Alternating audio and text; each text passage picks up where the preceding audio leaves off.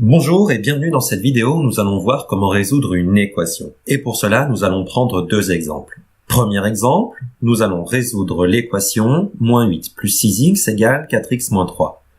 Résoudre une équation, c'est trouver la valeur de l'inconnu, ici x, pour laquelle le membre de gauche est égal au membre de droite.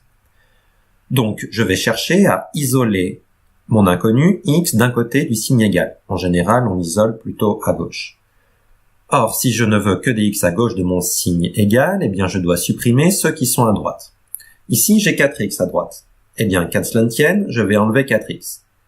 Eh oui, mais je ne peux pas faire ça comme ça. Si j'enlève 4x d'un côté de mon égalité, elle ne reste plus vraie. Une égalité, il faut vraiment voir ça comme une balance. Si j'enlève quelque chose à droite, eh bien je dois aussi enlever quelque chose à gauche, pour qu'elle reste équilibrée. Je fais le bilan, 6x moins 4x, il me reste 2x. J'obtiens donc la nouvelle égalité, -8 plus 2x égale -3.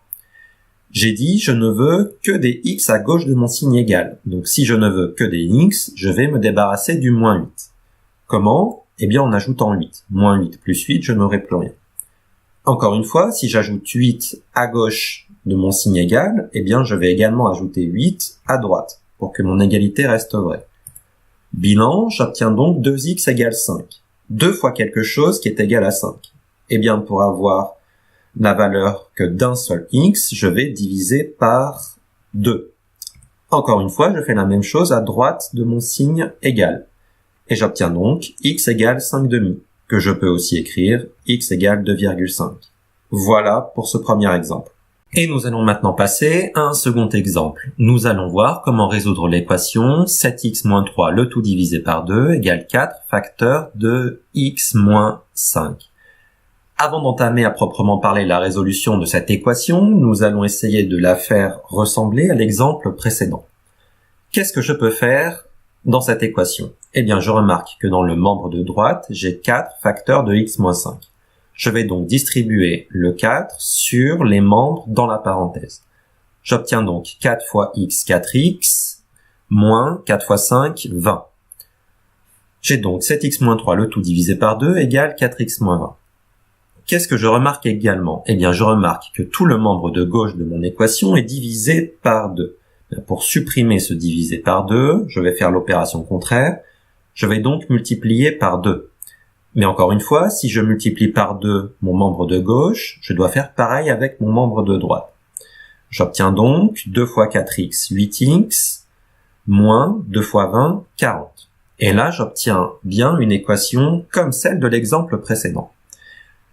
Donc ici, je vais chercher, comme d'habitude, à isoler mes x. Je vais les isoler à gauche de mon signe égal, donc je vais devoir me débarrasser des 8x qui sont à droite. Je vais donc soustraire 8x. Là encore, pour que mon égalité reste vraie, je soustrais 8x à gauche de mon signe égal. J'obtiens donc 7x moins 8x, moins x moins 3 égale moins 40. Je ne veux que des x à gauche de mon signe égal. Je me débarrasse donc du moins 3 en ajoutant 3. Je fais pareil de l'autre côté de mon signe égal et j'obtiens moins x égale moins 40 plus 3, c'est-à-dire moins 37. Ce qui signifie donc que x est égal à 37. Évidemment, ici, j'ai détaillé au maximum la résolution de l'équation. Si tu es à l'aise, tu peux très bien éviter certaines de ces étapes. Voilà, tu sais maintenant tout sur la résolution d'une équation. Si tu as aimé cette vidéo, n'hésite pas à liker, à commenter et à me suivre. Merci, à bientôt!